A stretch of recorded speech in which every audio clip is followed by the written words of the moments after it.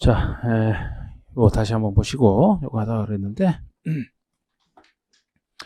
보통의 정비 사업은 요거로 보시면 된다 그랬어요. 재개발 사업으로. 그러면 보통 도시환경과 주거환경 중에서 이 주거환경에서 이제 좀 더 내용이 많기 때문에 여기서 조금 나눠지지. 도시환경을 정비하는, 즉 상업지역, 공업지역에서 도시환경을 정비하는 것은 재개발사업, 보통의 정비사업이라고 했죠. 여기만 있다고 보시면 돼. 재개발 사업에만 있다, 도시환경은. 그러면 주거환경을 정비하는 사업 중에서 셋으로 나눠집니다. 보통, 특수한 거, 작은 거, 이런 느낌으로. 그래서 이제 이 주거환경을 나누는 기준이, 노후 불량 건축이 얼마나 밀집되어 있는지, 정비 기반시설이 얼마나 열악해 있는지, 정비 기반 시설, 노후 불량 건축의 밀집 정도에 따라 나누거든요.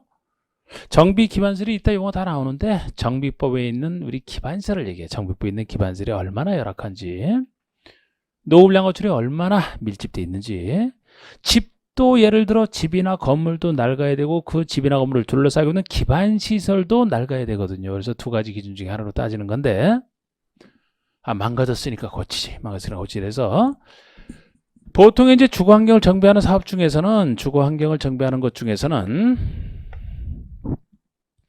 정비 기반 시설이 열악하고 노후 불량 건축이 밀집되어 있는 이 두 가지 기준 쓸 때, 기반시설도 열악하고 노후 불량 건축으로 밀집되어 있는 이런 곳에 하는 게 보통 재개발 사업으로서의 주거환경을 정비하는 사업이 되겠습니다. 보통의 사업이라고 보시면 돼. 이건 당연히 여기만 들어가고 주거환경 중에서는 열악 밀집이 들어갑니다. 그러면 개선사업의 주거환경 개선사업, 특수한 사업 두 가지가 있는데, 이게 지금 둘이죠. 주거환경 관련해서는 요거 달동네가 하나 있어. 달동네를 우리 법에서는 도시 저소득 주민이 집단으로 거주하는 지역을 제가 편의상 달동네라고 했어요. 보통의 정비사업에서 왜 달동네니까 고칠 게 워낙 많아서 너무 열악해서 특수한, 이렇게 생각하시면 되거든요. 그래서 이 달동네를 연상을 하시면 그곳은 어떤 곳이냐. 정비기반시설이 극히 열악해. 노후 불량 건축이 과도하게 밀집돼 있어. 과도하게. 그냥 밀집이 아니고 이런 얘기 나오면 요 달동네에서 엄청나게 고칠 게 많은, 그래서 특수한 사업이다. 이렇게 하나 보시고, 또 하나는 왜 특수한, 너무 간단해서 특수한 거. 원래는 이런 곳을 대상으로 어느 주거환경을 정비하겠다는 걸 정한다라면은 고쳐줄 때는 이 둘 다 고쳐줘야 되거든요.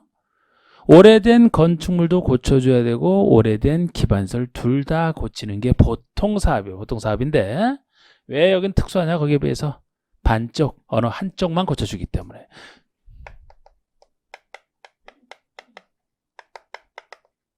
정비 기반시설 등만 고쳐준다는 점에서, 정비 기반시설이 됐든 좀 이따 배울 공동이용시설 포함해서 정비 기반시설과 공동이용시설 요것만 고쳐준다는 점에서 특수한 거예요. 여기는 직접 주택 등 오래된 주택 등을 손대지 않습니다. 그래서 너무 간단해서 특수한 거예요. 왜? 반쪽만 하기 때문에. 이렇게 하면 이제 간단한 게, 오래된 주택이 있어도 그건 손대지 않고 기반시설, 요런 급한 기반시설만 고쳐주기 때문에 간단한 거 아닙니까? 옛날에 이게 다 달랐는데, 그래서 지금 합쳐놔서 이렇다니까. 합쳐놔서 특수한 사업으로 생각. 달동네니까 특수한, 반쪽만 해서 특수한. 재건축은 다시 건축하는 거, 여기부터 작은 거라 그랬잖아요. 작은 거. 아파트 재건축으로 생각하시고 공동주택 재건축으로 생각하시면 돼요. 그래서 여기는 어떤 곳이냐? 양호밀집입니다. 양호밀집이에요. 양호밀집. 이 둘의 차이가, 여기서 차이가 나죠? 밀집은 똑같고 여기서 차이가 난단 말이에요. 예? 그래서 이것도 밀집이라는 것도 주로 여기서는 공동주택에 밀집되어 있는 걸 전제로 하거든요. 그래서 주로 공동주택 재건축으로 보시면 되는 건데, 공동주택 중에서 특히 대표가 아파트니까 그냥 아파트 재건축 느낌 잡으시면 돼요. 아주 특수한 거, 작은 겁니다. 그래서 달랑 아파트 같은 거 공동주택만 재건축하는 거 끝나기 때문에 재개보다 훨씬 작은 거지 이게.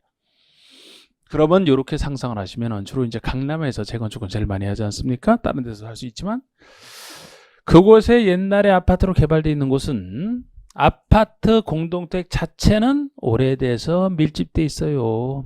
아파트 얼마나 낡았습니까? 그러나 그것을 둘러싸고 있는 도로 등 기반시설은 아직도 양호한. 조사에서 이렇게 나오면 이렇게 하고 이렇게 나오면 이렇게 하고 이렇게 나오면 이렇게 하라는 거예요. 예? 이렇게 느낌 잡을 수밖에 없어요. 일단 처음 하시는 분들 헷갈려요? 헷갈려요? 안 헷갈려? 보통의 정비사업 두 가지, 여기 비해서 특수한 거 두 가지, 달동 내려서 특수한, 반쪽이라 특수한.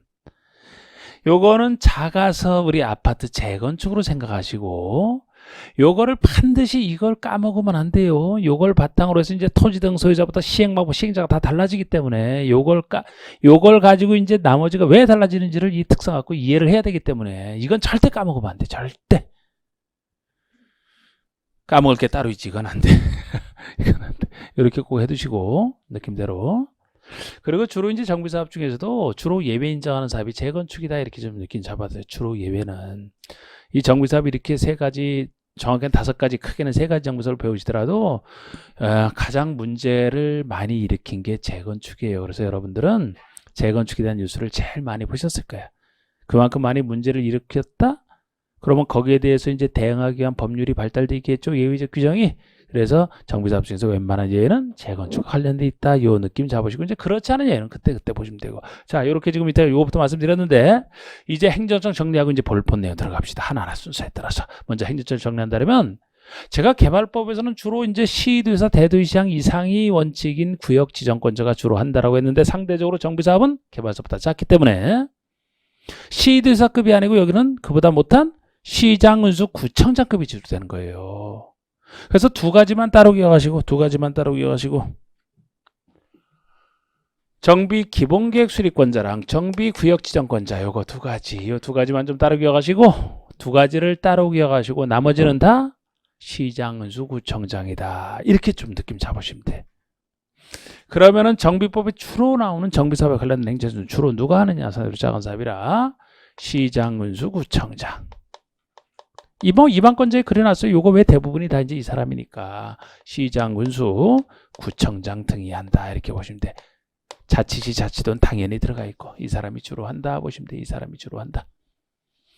여기서도 시장, 군수, 구청장이면 구청장이지, 구청장 등이라는 말은 왜 써놨냐면은, 이 정비법이 그 사이트는 좀 너무 지나치게 섬세해서 문제라니까. 원래 구청장은 군은 특별시 광역시 있는 게 군대. 우리 광역시 밑에는 군도 예외적으로 있다 그랬죠?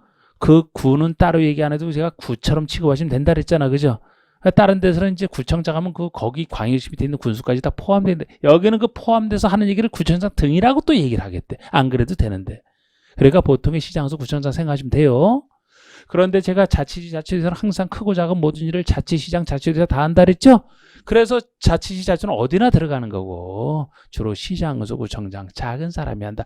요것도 길기 때문에 요거를 우리 정비법서 줄여 부르기를 이하 시장운수 등이라고 한다. 또 이렇게 해서 이 전체를 줄여 부를 때는 시장운수 등 이렇게 얘기를 해요. 간단하게 얘기하려고. 작은 사람이 한다 보시면 돼. 그럼 요 둘만 제가 따로 기억하시라고 했는데, 정비 기본계획은 특별시장, 광역시장, 자치자치도 시장이 수립합니다. 군수는 수립 안 하는 게 특징이에요. 특광 시장이 수립을 합니다. 정비구역지정권자가 특별시장, 광역시장, 자치자치도 시장, 군수까지 합니다. 그냥 이렇게 여기 자꾸 써놓으면 자꾸 여러분들 헷갈려. 그냥 원래 예비적 구청장도 있긴 있지만 이렇게 일단 써. 이렇게 일단 써도 복잡해 보이지만 말이죠. 복잡해 보이지만 복잡할 것도 없어요. 정비사업의 틀 생각하시면 여기서만 차이가 나는 거. 여기서만 특별시장, 광역시장, 구청장이 하느냐, 여기서만 차이가 날 뿐이야. 여기서는 차이가 날 뿐이야.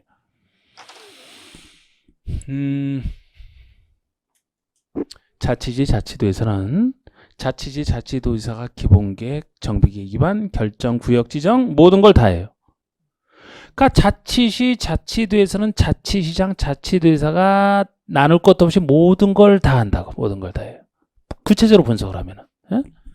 자치시, 자치도지사가 기본계획 수립했어요. 그럼 이 범위 내에서 구체적인 정비계획 위반도 자치시, 자치도가 스스로 하고, 정비구역을 그 사람이 하기 때문에 이 사람 자기가 입안한 걸 본인이 결정하고 구역 지정도 자치자치도가 하고 나머지도 자치자. 그래서 자치시 자치도가 모든 걸 다 합니다. 보통 도 밑에 있는 시군에서는요. 시장 운수가 다 해 그냥. 시장이 다 수립하고 혼자 북치고 장구치고 다 하네. 군만 여기 없을 뿐이지 군수라면 나온다라면 정비 입안부터 본인이 모든 걸 다 해요. 나온다라면. 그죠? 자치자치도 시군에서는 다 한다라. 그러면 일반 구청장이 하느냐 특별시장 광역시장 윗사람이 여기서만 차이가 난다니까요. 예를 들어 서울특별시 종로구에서 만약에 정비사업을 한다면 요 둘만 차이가 나잖아요. 둘만. 서울특별시장이 기본계획 수립하는 것이지 구청장은 기본계획 못 만들어요. 특별시 광역시 단위로 만든단 말이에요. 기본계획을. 그럼 서울특별시 기본계획 찾아보면 나오지 종로구 기본계획은 정비기본계획은 아무리 찾아봐요. 없어. 왜? 특별시 단위로 만들기 때문에. 특별시장이 만들고 나서 종로구청장은 여기서 정해진 정비계획이 된다 그러면 그때 가서 거기에 대해서 구청장이 정비계획을 하나의 정비사업에 대한 정비계획을 입안만 하는 거예요. 입안만 하고 긴급한 경우 본인이 할 수 있는 예외지 있지만 보통이라면은 정비구역은 다시 특별시장이 지정하기 때문에 구청장이 입안만 하고 서류를 특별시장에게 보내면 구역정을 신청해야 돼요. 그럼 신청하면 서울특별시장이 구청장이 입안한 정비계획을 본인이 결정을 하고 정비구역 지정까지 해준 다음에 또 나머지는 다시 구청장이 쭉 하는 것이 대부분 이 사람이 한다라고 했으니까. 정리하면 이렇게 됩니다. 자치시 자치 정비사업이 상대로 작은 사업이라 개발사업보다 작기 때문에 자치자치는 원래 그 사람이 모든 걸 다 한다 그랬고 여기서는 보통 도미 땐 시군이 시군 단위로 정비사업 다 한다 보시면 돼요. 응? 단지 기본계획만 군수가 안 할 뿐이지 나온다면 그 사람이 다 하는 거예요. 그런데 이제 특별시 광역시 특별시장 광역시장이 하느냐 구청장이 하느냐. 특별시장 광역시장이 하는 게 둘만 따로 있다고 정비기본계획과 정비구역 지정만 특별시장 광역시하고 나머지는 다 구청장이 하는 이렇게 분석이 되는 거예요.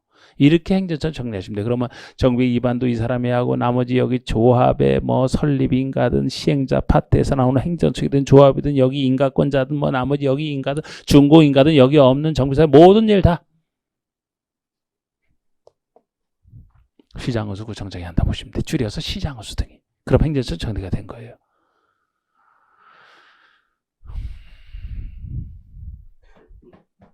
자, 용어부터 들어갑니다. 289쪽에 용어에서 일단 정비구역 보세요.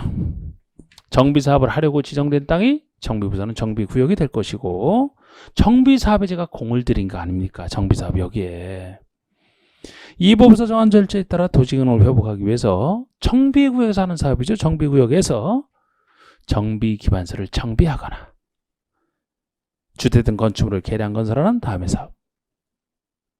기반설도 고쳐주고 주택 등 건축물도 고쳐주는 정비구역에서 하는 각종 사업을 정비사업이라고 하는데 세 가지로 분류가 됩니다. 특수한 사업인 개선사업부터 보시죠. 개선사업 보시면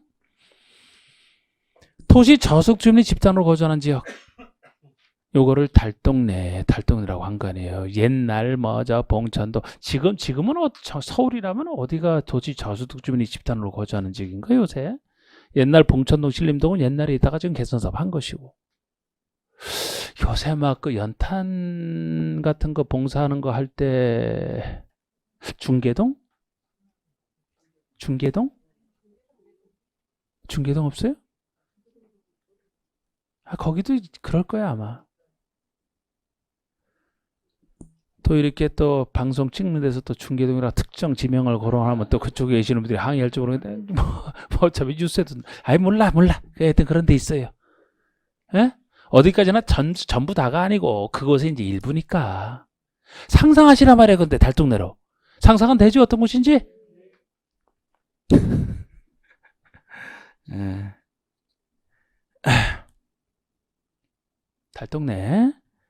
달동네에서 상상하시면 기반설이 극기하락 노벨선의 과도밀집 극기하락 과도밀집을 탁 체크하시고 요거 나오면 그냥 개선사업 중에 하나다. 달동네를 얘기한다 보셔야 돼요.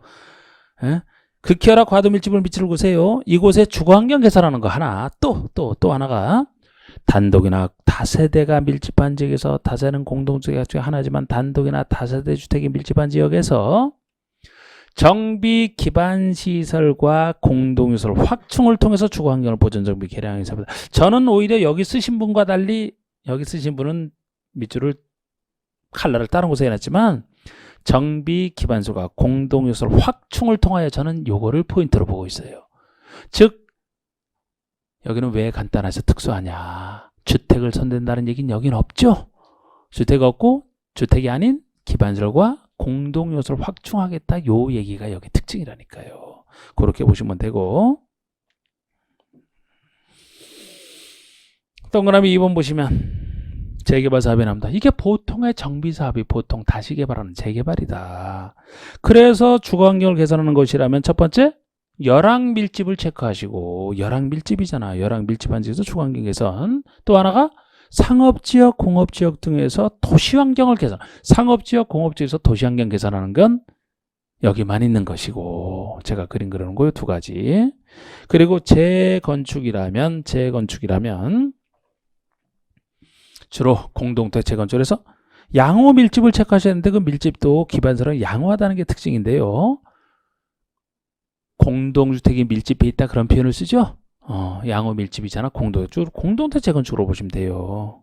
그렇게 따로 거기 해설하는 거 보지 말고 그냥 그 원문 그대로 해서 구별을 해 두세요. 그리고 이제 노후불량 건축 개념이 나옵니다. 노후불량 건축 개념이 나오는데 이 노후불량 건축물에 해당돼야지 이것이 어느 정도 밀집되어 있는 그 정도에 따라서 아까 그 주거환경 개선하는 사업을 결정을 하거든요. 근데 다음에 어느 하나에 해당하는 건축물을 말한다 해서 동그라미 1번, 2번, 3가지, 3번에 다시 2가지에 다시 조례로 뭐 3가지, 뭐 4번에 기억님번. 참 잘 안네요. 이거 잘 안네. 내용은 많은데 잘 안네. 잘 안네. 거의 한 번 낸 적 있어. 한 번. 지금까지 중에 지금 30회에도 한 번이면 엄청 작게 낸 거지. 거의 안 낸 거지. 그러니까 대충 보시라고 그냥. 안 봐도 되고. 이게 혹시 지문에 잘 안 나오더라도 딱 정상적 사고로 보시면은 아 이게 문제 있는 건축물이다라고 판단이 들었을 거예요. 본인을 테스트 해보려면 그렇게 테스트 해보면 돼. 내가 정상적 사고냐 아니냐 봐서 여기 지문 중에 하나 읽어봤을 때 이게 문제 있다 없다 판단해 보시면. 그런데 혹시나 해서 이 중에서 다른 건 다 뻔하기 때문에 3번과 4번 중에 숫자 하나씩 나오는 거 그거 하나만 할 겁니다. 자 동그라미 3번 중에 보시면 그 동그라미 3번 중에서도 조례로 정할 수 있는 것 중에 그냥 3번. 그러니까 동그라미 4번 바로 위에 있는 3번. 그 두 가지 숫자만 할 거예요. 찾았어요? 해당 건축을 준공일 기준으로 40년까지 사용하기 위해서 보수 보관하는 데는 비용이 철거 후 새로운 건축을 건설하는 데는 비용, 철거 신축보다 클 것으로 예상되는 건축물입니다. 이게 여러분 순수 비용만 분석해서 노후불량 초래 아닌지를 따지는 건데 다른 건 뻔한데 이 숫자 나오는 거 혹시 숫자를 바꿀 가능성 때문에 이것만 많이 대비해 놓는 거예요. 여기서는 비용 분석할 때 건물 수명을 한 40년 정도면 충분히 이용할 만한 수명으로 보는 거예요. 건물이 죽을 때까지 이용한다? 40년. 죽을 사자 생각해서. 건물이 죽을 때까지 쓴다? 40년. 네?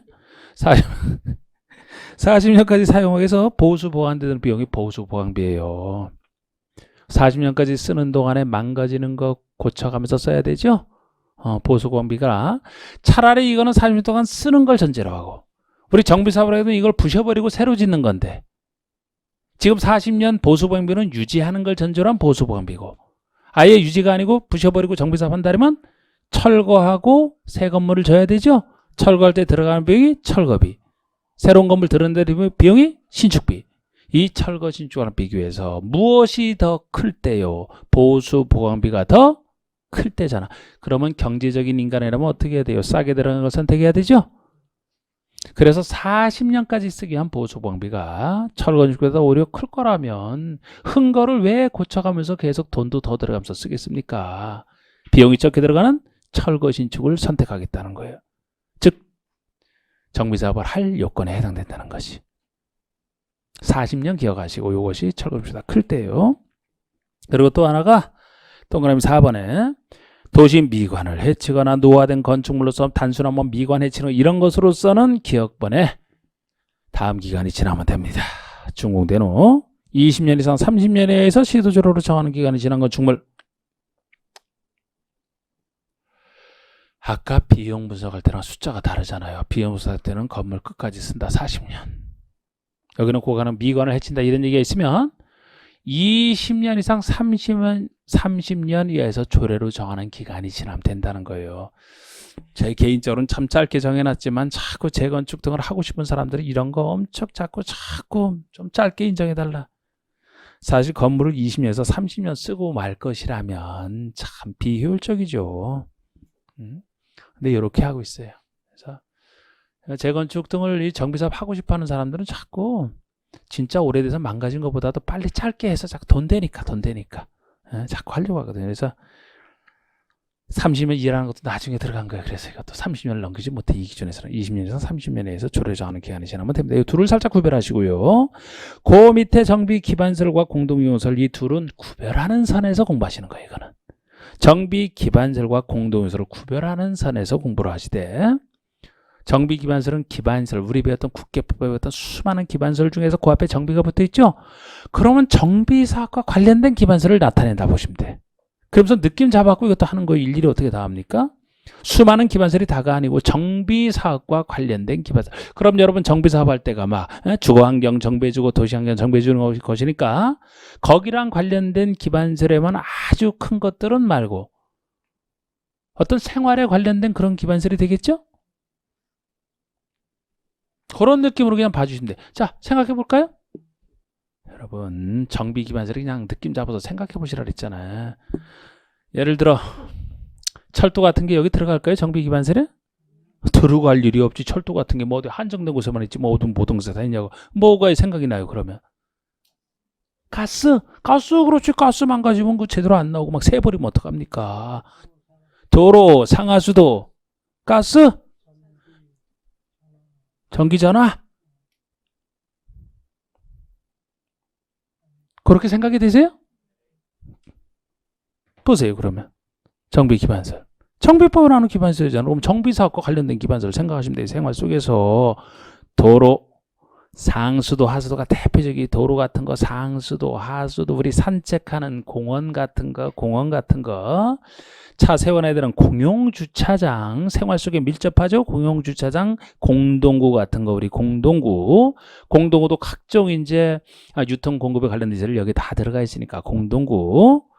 그 밖에 주민의 생활에 필요한 열, 가스 등의 공급시설로서 다음에 정하는 시설. 영이 정하는 게 또 쭉 나와 있어요. 뭐 영이 정하는 거죠. 어떻게 세밀하게 다 합니까? 뭐 열, 가스 공급 이런 것들 느낌 잡아서 보시면 돼요. 느낌 잡아서 보시면 되고, 뭐 철도나 항만공항 이런 큰 것들은 없잖아요. 대학 이런 거 뭐 없잖아요. 이런 거. 자, 공동요소를 보세요. 그럼 공동요소는 정비기반설과 어떻게 구별이 되느냐. 그래도 정비기반설은 기반시설의 한 종류라니까. 기반시설. 그러면 공동요소는 기반설이 아닌 것 중에서 얘기하는 거예요. 기반설이 아닌 것 중에서. 기반설에 들어가면 정비기반설이 되니까. 기반설이 아닌 것 중에서 공동으로 이용한다. 주민이 공동으로 이용한다. 보통 기반설은 누구나 쓸 수 있거든요. 거기에 관련된 사람은 누구나 쓸 수 있어요. 근데 공동 이용시설이면은 해당 주민이 공동으로 이용하는 것이기 때문에 기반설 아닌 것 중에서 누구만 쓰는, 아무나 쓸 수 있는 게 아니에요. 해당 쓸 수 있는 주민만 쓰는 거예요. 정해진 주민만. 그런 점에서 차이가 날 겁니다. 그래서 공동 이용이니까 누가 공동 이용하나? 주민이 공동으로 사용하는 놀이터, 마을에 간 공동작업장 등 다음에 있으려 해서 법에서는 이렇게 놀이터, 마을에 간 공동작업장은 예시해 놓고 그 밖에 영어로 또 적어놨어요. 예를 들어 여러분 놀이터 생각을 해보세요. 놀이터. 동네마다 있는 놀이터라면 그 동네 어린이 주민만 쓰는 거예요. 이게. 쓸 권리가. 그 해당 주민만이 써야 되거든. 아파트 단지 내에 있는 그 놀이터라면 그 아파트 주민만 쓰는 곳이지 다른 사람이 써서는 안 돼요. 일반 기반설과 성격이 달라 이거는. 그죠? 아야, 그 놀이터를 그 아파트에서 돈 내고 설치하고 다 관리 비용 다 그쪽에서 내는데 다른 주민들이 왜 씁니까? 마을에 간 그 마을 주민들만 쓰는 거야. 그 마을 주민이 아닌 사람은 써서는 안 되죠. 공동 작업장이면 그 공동 작업장을 이용할 사람으로 정해진 사람만 쓰는 거예요. 여러분들이 가서 쓰는 거 아니라고. 구별이 되지 않습니까? 에? 이 정도만 알아도 지금까지는 충분했는데 최근에 2년 전에는 유일하게 0에 의한 것까지 한 번 물었어요. 그건 어렵긴 해요. 한 번 냈는데 아주 드물게 냈던 겁니다. 한 번 냈으면 또 가능성도 있기 때문에 이제 여기도 0을 보시면 다 공동으로 사는 구판장, 세탁장 공동으로 하는 걸 전제로 해서 화장실 이런 거 다 들어가는데 동그라미 2번에 타가소나 어린이집, 경로당 등 노유자 시설이 들어가요. 노유자 시설이. 그러니까 이것도 주민이 공동으로 사용하는 걸 전제로 해서 타가소, 어린이집, 경로당 등 노유자 시설, 나이 들고 젖먹이 이 노유자 시설이라고 해서 이런 것도 다 만약 아파트 단지 내 여기 있다. 그 아파트 주민들만 이용하는 거라고 이게. 경로당 같은 거 하면 그 마을 아파트 주민, 아파트 노인 주민들만 이용하는 거 아닙니까? 다른 사람이 거기 이용할 수 있는 건 아니잖아요.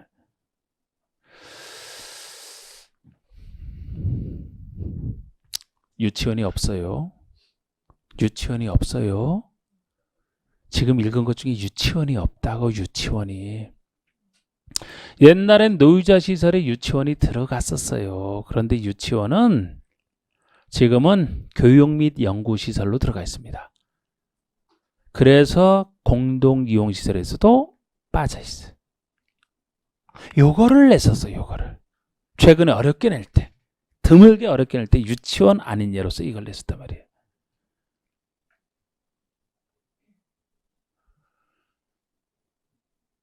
교육 및 의료시설에 나중에 건축법에서 이제 할 때 하는 건데 여러분 정식 학교가 어디서부터 시작되는 줄 아세요?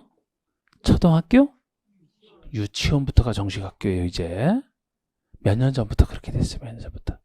초등학교가 첫 출발이 아니라고. 유치원부터.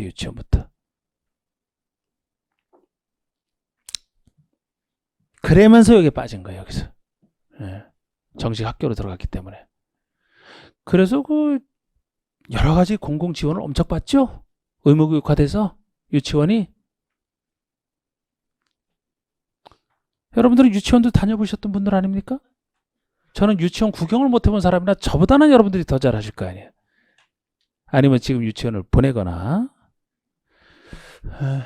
하여튼 유치원 아닙니다. 아이, 그게 좀 특이하게 어렵게 낸 적이 있어요. 자, 보통은 우리 그 색깔 있는 거 그거만 잘 정리해도 보통은 대비가 됩니다. 자, 우리 대지 보시면 정비사업으로 조성된 땅을, 정비법에서는 이렇게 얘기해요. 법마다 달라, 대지 개념이. 정비사업으로 조성된 땅을 정비법에서는 대지라고 합니다. 자, 우리 주택단지 개념 보세요. 주택단지.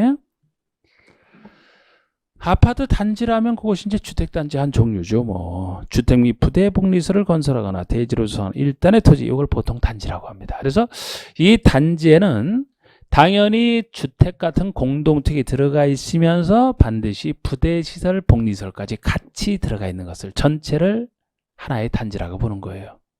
무엇이 부대 시설이죠, 복리 시설인지는, 단지 내에 있는 부대 시설, 복리설인지는 나중에 주택법에서 잘 분류를 하고 있어요.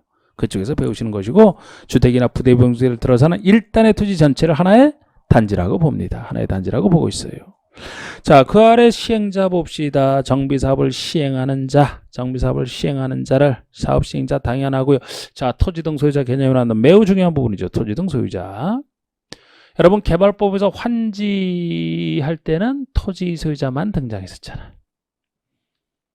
여기는 정비법에서는 토지 등 소유자라고 합니다. 등이 들어가. 그래서 토지 소유자만이 아니고 주로 건물 뭐 여러 가지 섞여 있는 사람을 얘기하는데, 정확히 보세요. 다음에 어느 하나에 해당하는 자를 말한다 해놓고 동그라미 1, 2번. 세 가지 사업에서 이제 역시 주로 예외 인정한다는 재건축과 그렇지 않은 사업으로 나눠집니다. 토지 등 소유자 개념이라고 할 때, 그러면은 재건축이 아닌 1번 개선사업과 재개발에서는, 개선사업과 재개발, 재건축이라는 두 사업에서는 같이 다루고 있는데, 정비구역에 위치한 토지 또는 건물 소유자 또는 지상권자까지 얘기를 합니다.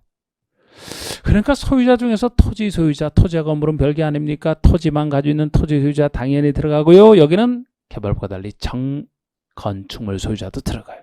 건축물도 막 주고 하기 때문에 토지나 건축물 소유자 둘 다 들어가는데 소유자 아닌 자 중에서는 지상권자까지만 예외적으로 들어갑니다. 왜 지상권자까지 보냐? 지상권은 소유자가 아니기 때문에 나중에 여기서 뭐 관리 처분 계획에 따라 소유권을 처분받을 사람은 아니에요. 그런데 요거는 아니지만 나머지에서는 지상권자 입지도 존중을 해줘야겠다는 것도. 왜? 소유권자랑 제일 근접한 것이 지상권자이기 때문에. 용익물권 중에서 지역권은 특수한 물건이고요. 지상권과 전세권을 놓고 보면은 땅에 대한 이용 중에서 전세권보다는 지상권이 수십 년 동안 이용할 수 있잖아. 장기간 설정되는 거죠. 장기간. 장기간인데 비록 소유권처럼 영구무한한 건 아니지만 소유권의 육발순으로 장기간 이용할 수 있는 게 지상권이기 때문에 지상권자까지는 입지를 인정해 주겠다는 거예요. 정비사업하게 되면 소유권자가 소유권에 대해서 사용수익 못하게 되는데 사실상 지상권이 설정돼 있다라면 오랫동안 이용하기 때문에 누가 피해를 봐요? 지상권자가 피해를 보는 거야. 지상권에 설정된 땅이면. 그래서 그 사람들을 여기 토중소유지에 집어넣어놔야 나중에 정비사업할 때 의결할 때 그죠? 이 사람들이 입김도 반영이 될 거 아닙니까? 물건 받을 사람은 아니지만 대부분에서 이제 존중을 해줘야 돼요. 그래서 토지 또는 건축물 소유자에다가 지상권자까지를 토지 등 소유자로 보는 게 보통입니다. 정확해 보세요. 그런데 그 아래 재건축은 완전히 달라. 재건축은 완전히 다릅니다. 재건축에서 소유자는 누굴 얘기하느냐? 정비구역에 위치한 건축물 및 부속 토지 소유자예요. 또는이 아니고 건축물 및이죠. 그러니까 소유자 중에서도 건축물에다가 및이니까 반드시 건축물만 가져서 되는 게 아니고 부속 토지, 그 건축물의 부속 토지까지 소유하고 있는 사람만 된다는 거예요. 그러면 지상권자는 아예 안 되고 토지만 가지고 있거나 건축물만 가진 사람도 안 된다는 얘기예요.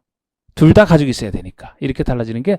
그런데 제가 재건축은 항상 공부하실 때 무슨 재건축을 한다고 생각하시라고 했어요? 아파트, 공동주택 아파트 재건축으로. 그럼 아파트 재건축을 할 때 거기에 참여할 사람들을 생각해 보시면 왜 이렇게 정하고 있는지를 당연히 알 수가 있다니까요.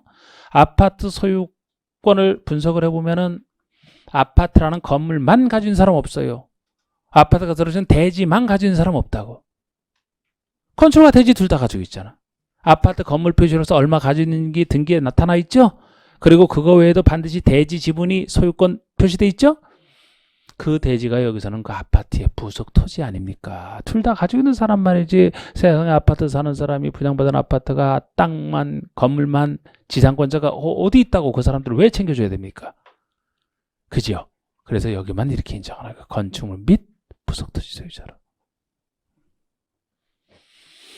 구별해 두시고 이걸 또 아래에 또 계속 뒤에서 써먹어요. 그리고 토지주택공사 등, 이 말은 한국토지주택공사와 주택사업을 하기 위해서 설립된 지방공사. 토지주택공사와 지방공사. 서울에 있는 주택사업을 하려고 만든 지방공사라면은 SH공사가 있잖아요. 서울주택공사, 그죠? 지방공사. 이 둘을 합해서 토지주택공사 등이라고 부르겠다는 거예요. 여기서 이렇게 토지주택공사 등이면 이 둘을 합쳐서 부르는 거예요. 정관등. 정관과 규약 규정을 합쳐서 그냥 정관등이라고 부르겠다는 거예요.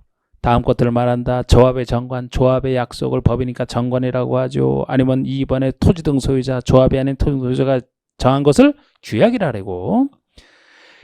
자치시, 자치도지사, 시장군수, 구청장, 토지주택공사, 신탁업자가 정한 것을 규정이라고 해요. 정한 약속을. 그런데 여기서도 자치시, 자치도, 시장군수, 구청장을 이하 시장군수 등이라 한다라고 시장군수라고 줄여 부른단 말이에요. 이게 줄여 부르는 개념이고, 이걸 합쳐서 그냥 정관 등이라고 하니까 그냥 그렇게 보시면 되고.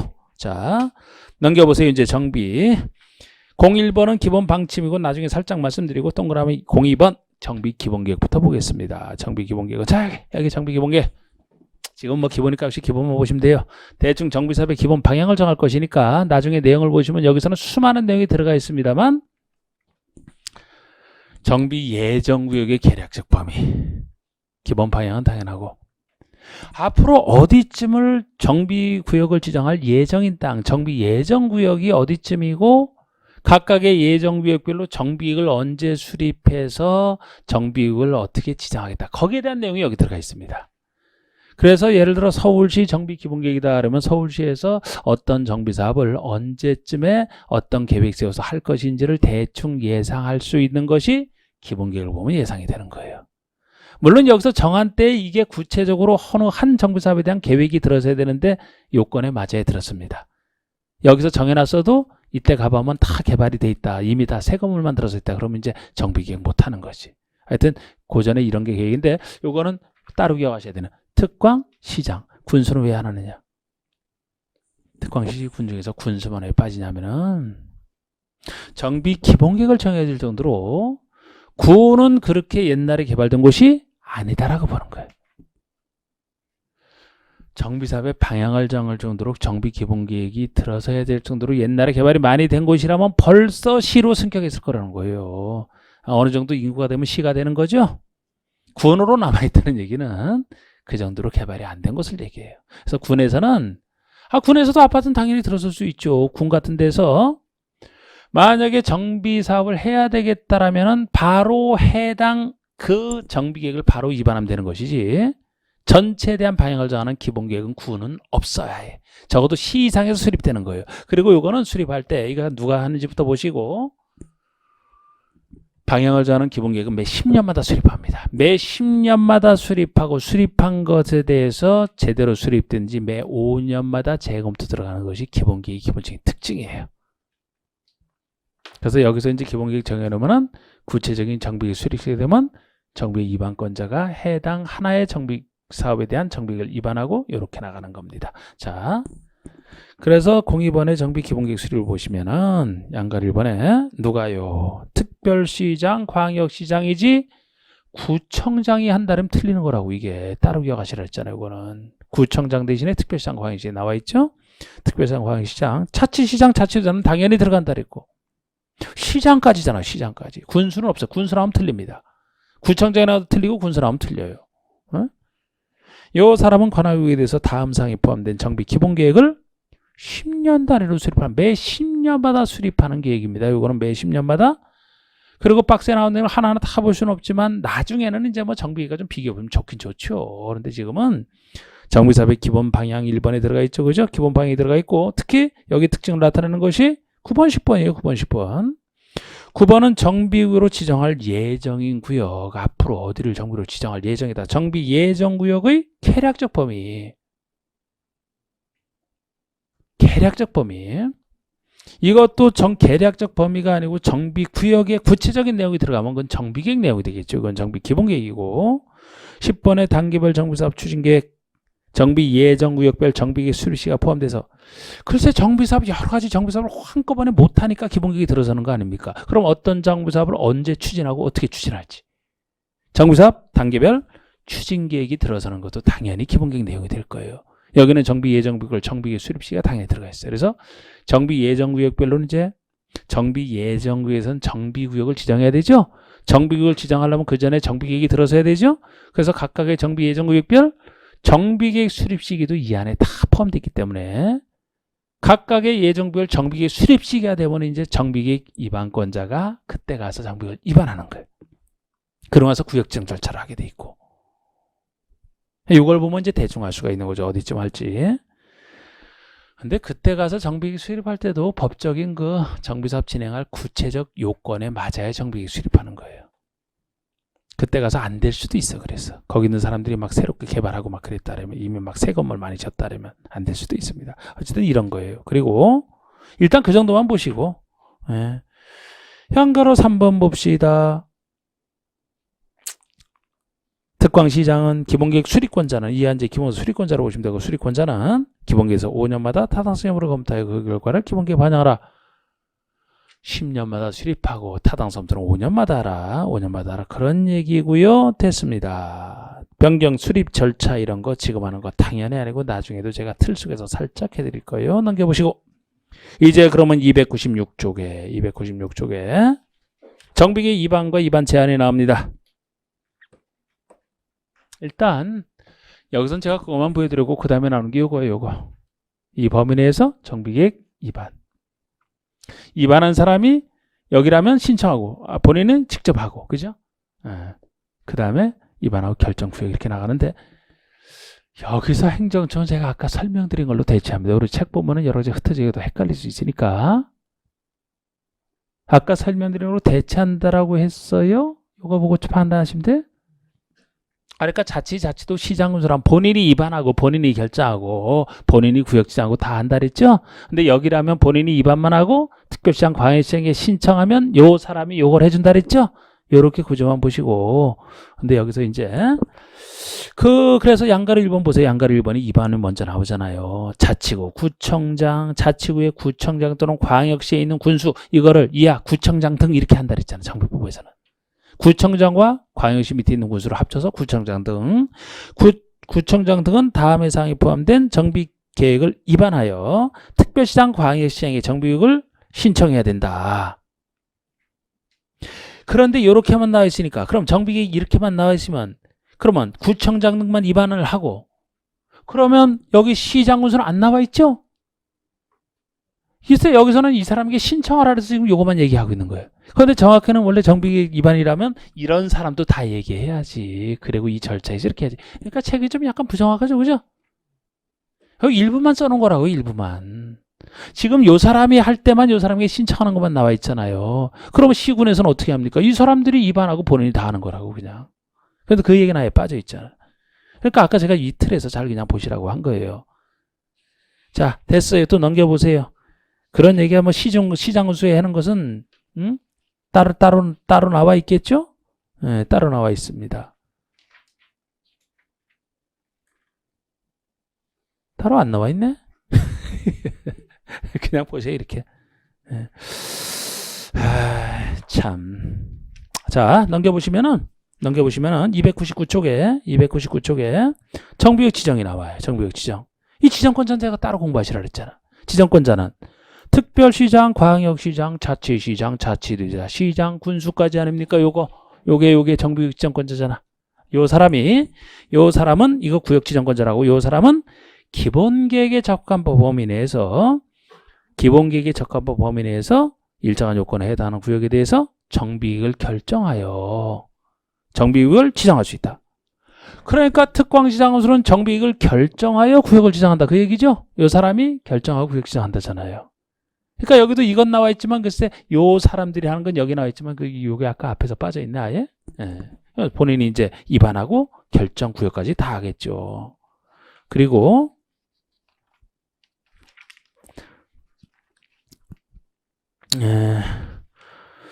정비구역 지정 효과가 나오네요. 자, 정비구역 지정 효과 2번에 299쪽에 2번 정비구역의 지정 효과. 양가를 1번 보시면 정비구역 지정고시가 있는 경우 해당 정비구역 및 정비계획 중에 지구단위계획 내용에 하나에 해당하는 사항은 지구단위계획 구역 및 지구단위계획으로 결정고시 상서로 본다. 앞에서 개발구역과 했던 거랑 비슷해요. 이제 이게 정비구역으로 지정이 됐으면 이 정비구역 자체는 무엇으로 의제되는 효과가 생기느냐? 지구단위계획구역으로 결정고시 상서로 보겠다는 거야. 정비구역이. 정비사업도 제대로 하기 위해서는 정비사업 못할 곳에 대해서 해야 된다면 지구단위계획이 필요하기 때문에 지구단위계획구역이 의제가 되어야 지구단위계획구역으로 지정서로 의제가 되어야 지구단위를 세울 수가 있지 않습니까? 근데 굳이 차이점을 보신다면 우리 앞에서 도시개발구역은 도시지역과 지구단위계획구역으로 결정고시 상서로 본다 그랬죠? 여기는 지구단위계획구역으로만 의제가 돼요. 여긴 도시지역까지는 의제가 안 되는 게 둘의 차이점이야. 근데 그건 당연한 차이예요. 여기는 이미 주상공 아닙니까? 이미 도시지역이죠. 옛날에 개발된 곳이라. 그러니까 그쪽은 도시와 지구단위계획으로 다 의제가 되지만 여기는 지구단위계획으로 의제에 대해서 하면 돼요. 이미 도시지역이기 때문에 이런 차이가 존재하고, 반대로 이 경우 외에도 이 정비계획 중에 지구단위 내용에 해당되는 게 여기 포함됐다 그러면 그 부분에 대해서는 지구단위계획이 들어선 것으로 보겠다. 이 두 가지를 한꺼번에 써놓은 거잖아 지금. 정비계획 중에 지구단위계획에 해당하는 부분은 지구단위계획이 들어선 것으로 보겠다. 정비구역 자체는 지구단위구역으로 지정된 것으로 보겠다. 이렇게 분석이 되는 건데 넘겨보세요. 넘겨보시면 양가로 2번 반대되는 경우도 있어요. 양가로 2번에 국계법에 따른 지구단위기의 구역. 자, 지구단위기의 구역이 지정돼 있어요, 이미. 자, 지구단위기의 구역에 대해서 정비계획 내용을 모두 포함한 지구단위기를 결정고시한 경우 해당 지구단위기의 구역은 정비구역으로 지정고시장소로 본다. 아까 제가 정비구역이 지정되는 순간에 정비구역은 지구단위기의 구역으로 지정된 곳에서 본다라고 했죠? 이번엔 반대야. 아직 정비구역은 지정이 안 돼 있는데 이미 지구단위기 구역이 지정돼 있는데 지구단위기 들어서 있으면 여기에 대해서 지구단위 계획을 세워야 되는데 그죠? 마침 세운 지구단위기 속에 무엇의 내용이 정비계획 내용이 거기에 포함되어 있다라면 정비계획 수립하지 않았지만 정비계획 수립된 것이나 다름없기 때문에 이 땅은 지구단위기 구역은 저절로 정비구역 지정것으로 보겠다는 거예요. 아까랑 반대죠? 그런 얘기도 있습니다. 그런 얘기도 있고 301쪽의 행위제한 보세요. 301쪽의 행위제한 보시면 301쪽의 행위제한이 바로 이게 정비구역에서의 개발행위 허가라는 부분이에요. 정비구역에서 개발행위 허가라는 부분인데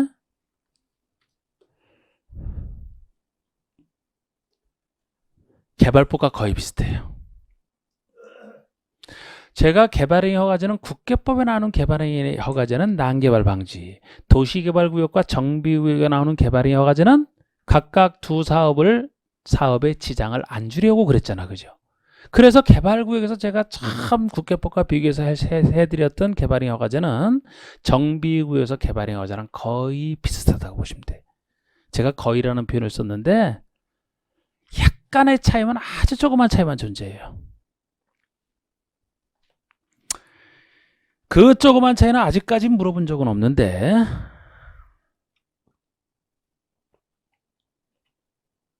대부분 그냥 일반적인 것을 물어봤는데 보세요. 4번에 1번 이건 정비구역을 전제로 해서 정비구역에서 다음에 어느 행위를 하려는 자는 시장허수의 허가.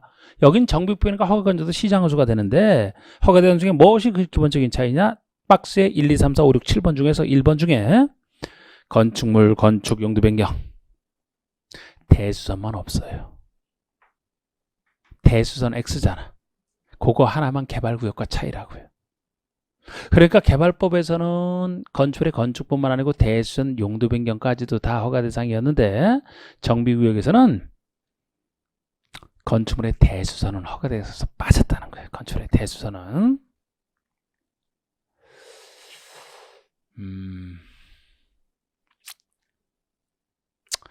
아직 이 차이를 물어보지는 않았는데 글쎄 왜 대부분 비슷한데 이런 차이를 또 드는지 몰라요. 한 95% 이상이 같은 건데 하여튼 대선이 빠지는 거 좀 특이합니다. 예.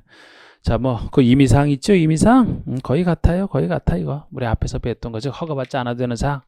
예. 허가될 필요가 없는 경미한 거 이런 것들 받을 필요가 없다. 거의 같습니다. 자, 일단 10분 쉽시다.